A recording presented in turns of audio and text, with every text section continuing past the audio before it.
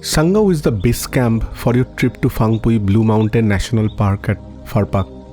You start your journey from Sangau very early in the morning, just after sunrise. You will be birding in your way through forests at gradually increasing elevation, with bird species changing as you go up. If you are not staying in Far Pak, then you need to take this journey every day in the morning and return in the evening, though you may not spend a lot of time in birding in subsequent days as you need to reach the top quickly. The journey takes around an hour and will be prolonged based on how much birding you do on the way.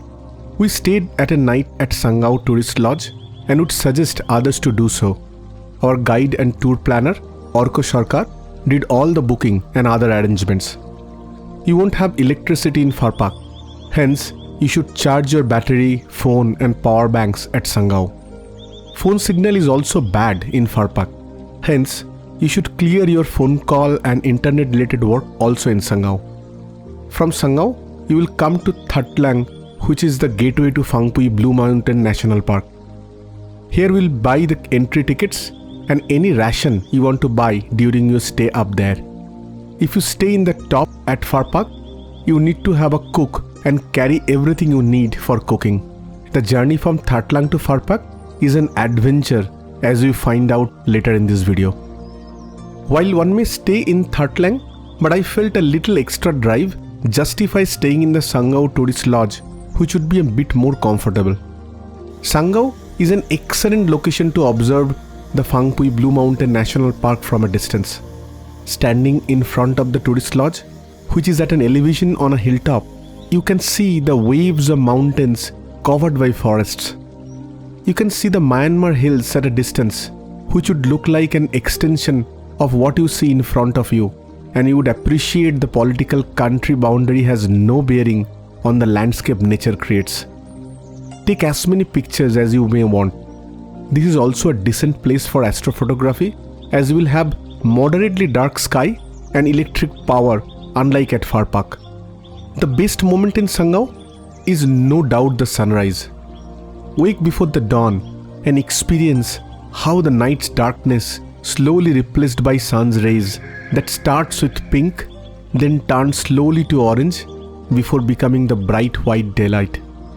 Clouds fill the gaps between the hills, thereby adding further texture to the scene. You would notice how time would fly by. Do time lapse and take pictures as the sun rises from the laps of Myanmar hills. Since you would leave right around this time, it is critical that you get fresh and pack your stuff before coming out to watch the sunrise. I haven't experienced sunset from Sangau and don't know how it feels. Would request any viewer who has that experience to please share some sunset pictures in the comments.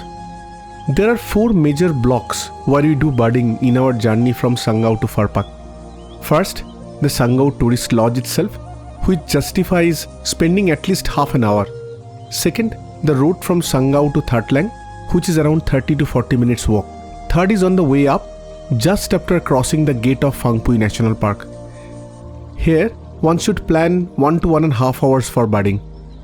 And finally, the 4th place is just before the road reaches the top, where you should walk the last stretch through the forested area for another 1 to 1.5 hours for birding. Any birding on the top is not included in this journey, as that is covered as part of birding at Far Pak video.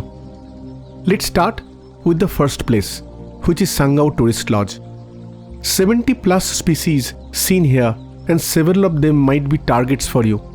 We saw good activity of golden fronted leafbird in the brief time we spent there in birding.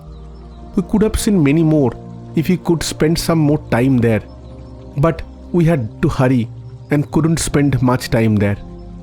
Of course, eastern red-drum swallow was flying and nobody could miss them. We rode in the car while going to Thaltlang and did birding only on our way back from Thaltlang to Sangau. We saw a velvet-fronted nuthatch doing acrobatics on a roadside tree. It stayed there for a long time and I could take several close-range images.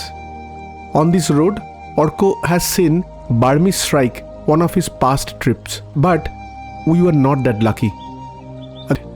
Eastern red-drum swallow was flying very close and I was regretting why I spent so much energy earlier in the trip to take worse quality pictures of this species. We started the ride after a brief break at Thaltlang, where we had a nice cup of coffee and took a restroom break. The ride from Thaltlang to Far Pak is through a steep, topsy-turvy, uneven road with sudden and acute turns. No normal car can climb that road. Even the Isuzu 4x4 car we were riding couldn't handle that.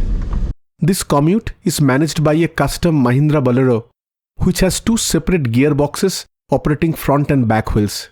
Then also, it was tough to handle the climb. There is just one such car in that region. Orkut took care of booking that car, and equally important, ensuring the driver came on time, or rather, not too late. The ride from Thaltlang to Far Pak is no doubt one of the toughest rides I have ever taken. The video you see is deceptive, as it may not reveal what level of jerking we all encountered. Only after I tell you that this is a GoPro video with hyper smooth stabilization on, which should reduce if not eliminate the shake, you may guess how much up and down the car was doing. I'm extremely thankful to my co-boarders, as they allowed me to sit next to the driver due to the back pain I was struggling then. All of them were dancing on the back of the truck. How much it was a thrill versus how much it was a pain, only they can say, but they made the ride with a smile on their face. It is also key to remember that this truck ride is possible only if the road is dry. Some of the turns are up to 70 degrees, made worse by steep climb. If it rains, the muddy road becomes too slippery for the truck to handle. In that case, you need to walk your way up. Porters may carry your luggage, but you need to carry the camera and personal necessities like water and snacks for yourself. Many have done it and told that it was not an easy task. So if you have acute back or knee problem and cannot walk up the hill for long, then you should discuss that with your guide to assess the risk of rain during the time of your visit. We stopped at the gate of Phangpui National Park. All of us got down from the truck, which in itself was a highly relieving experience for our legs and back after that rough ride. From altitude perspective, it is in the middle of the hill. This area has a lot of small birds activity. We saw many hunting packs moving across the trees. The first bird I photographed was blue-tailed minla, which is common in North Bengal hills also. A mixed pack of fire-breasted flowerpecker and yellow-vented flowerpecker were calling, but I could only take picture of the former. A pair of Mrs. Gold sunbird joined them. The female gave good pose, but the sought-after male stayed behind the leaves. A pair of long-tailed minivet females stayed for a while, but I couldn't see the male. With a large hunting pack around us, one challenge we face is which bird to focus. If you have a lifer, then it is easy and we keep tracking that bird. In absence of that, we often just wait for a bird to show up on a clear perch so that we can improve the picture, and if that does not happen, we may land up taking no pictures like what happened with me in this case. The flock had maroon oriole, grey tripi, rufous-crowned prinia, flavescent bulbul, striped-throated euhina, and many other birds. All I did was to take some poor quality pictures of yellow-cheeked tit, Indian white-eye, small niltava, Whistler's warbler, and an equally bad picture of Nepal house martin, which we then thought as Asian house martin. However, a rufous-winged fulveta did show some mercy on me and allowed couple of pictures to be taken as it perched on open branches. A pygmy capwing, brownish-flanked bush warbler were continuously calling but didn't show their faces. After an hour or so of birding, we got into the truck again and resumed our climb upwards. By now, we got habituated to the jerks of the road, and the fact we did take some pictures helped with our mood. We stopped around 3/4 to the way to the top and decided to walk the rest of the journey. This area I found to be more dense compared to the forest we have on the top, and most of the endemics like Mount Victoria babax, Hume's tree creeper, stripe-breasted woodpecker could be sighted here. Our attention was drawn by a calling Hume's tree creeper, and I was excited to bag the first endemic lifer of this trip. A friend of mine missed this in his trip with another travel guide. Hence, my joy was twice, as I was afraid I might miss it too. I completed my series of all the tree creepers that are seen in India. We were searching stripe-breasted woodpecker and was drawn to a noise of pecking to find a buff bird warbler trying to get some insects from a tree bark.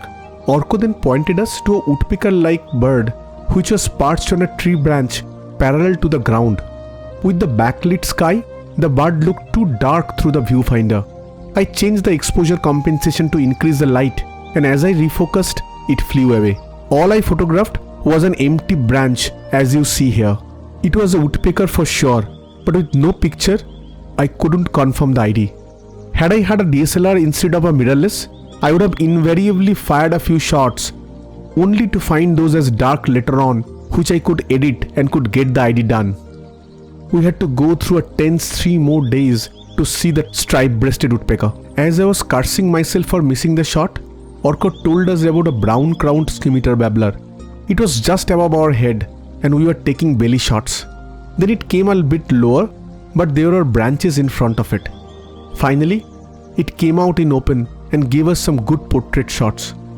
It was soon joined by another, and the pair kept calling and circling around us. It was an experience to watch them moving from tree to tree and making several rounds around us. At that point, I was not aware that it was a lifer for me. I have seen black-crowned scimitar babbler. Orko told these two species were split into separate species based on their relative location above or below Brahmaputra river. That's the advantage of having an expert like Orko as guide. Knowing it was a lifer, I kept taking more and more shots. Soon, we reached the top of the hill. It was past 10 AM and the light was harsh. Hence, we didn't bird on the way to Far Pak rest house. As you see, we saw 30 plus species on the way. I couldn't take pictures of all, like grey sibia, yellow-browed warbler, blitzlip warbler, slaty blue flycatcher, etc. We heard calls of mountain bamboo partridge, but couldn't see it. We also heard a call that we all felt was blitz tragopan, but we couldn't see it. I told it to another group traveling there a few weeks later, who could spend more time in this area and did see blitz tragopan. This road is very rich, and with more time, one can find many more species. Hence, I would suggest you plan a full session just for this journey. Hope this video will help you planning your trip better. If you like this video, please subscribe to the channel for more videos like this. I'm creating a playlist on Mizoram to focus on other hotspots and birds. Thanks for watching.